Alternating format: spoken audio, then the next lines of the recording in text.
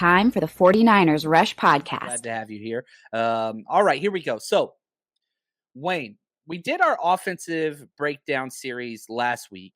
We did. And I enjoyed it. My notes were very, very long. I usually go back and listen to some of these episodes and try to keep receipts.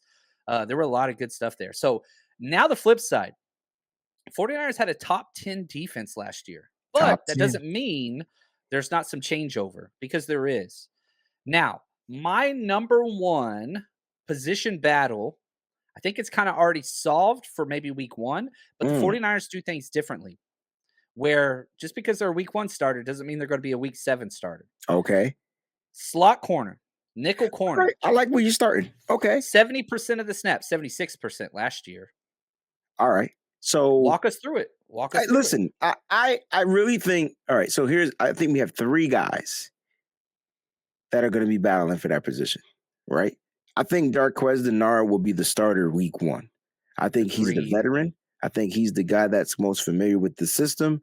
While that gets the rookie, Bobby Womack's son, I don't know if that's his real son, but if you think you know me now, Samuel Womack, the third, okay, gets acclimated to the game.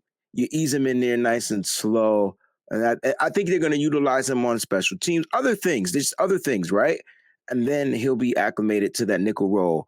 But I like the Darqueze Dennard starting. But here's the sleeper, man. Dante Johnson is on this roster. And he never disappoints, right? Just when you think he does something that's dookie or whatever, he comes back and does something that's not like good. Yeah. And then he's always offered a spot and a position on this team. So how do they manipulate that? Are they able to stash him on the practice squad? Is he going to be better? Like, is he going to be able to put up a good fight? That's the question. Because I can tell you right now, I don't see the rookie beating out Darqueze Dennard yet. Not yet. Not early. Is it going to be as delayed a process as we saw with Ambry Thomas last year? They were trying to work Ambry in at, early, and you saw he just needed to fail. Like he needed to get beat. He needed the reps. Remember, he got beat a lot. People were like, complete bust, wrote him off, all that stuff. I had to be his biggest supporter and let him know, listen, this kid ain't played football in a year. He's the Trey Lance of the defense. Remember, he didn't play. Sat out because of COVID. And then he played press man, and they had, every time we watched him, dude was 9 yards off the wide receiver, bro. I'm like, what in the world is going on here? They love press corners, but they don't let them play press. They don't let them play press.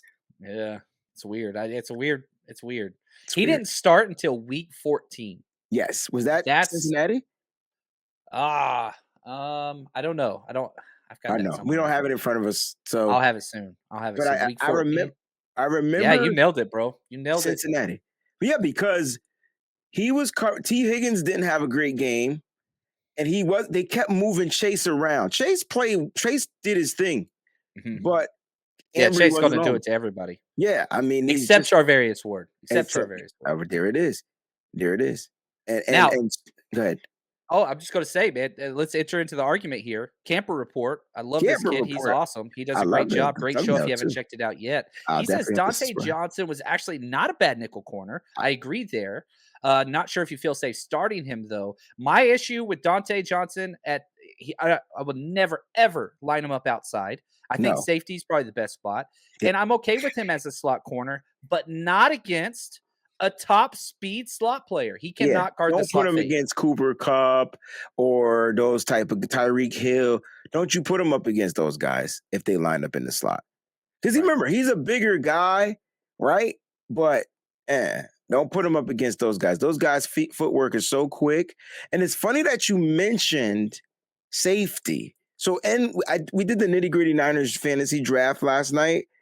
And, with 4 of us, bro, that junk was so hard because players were gone.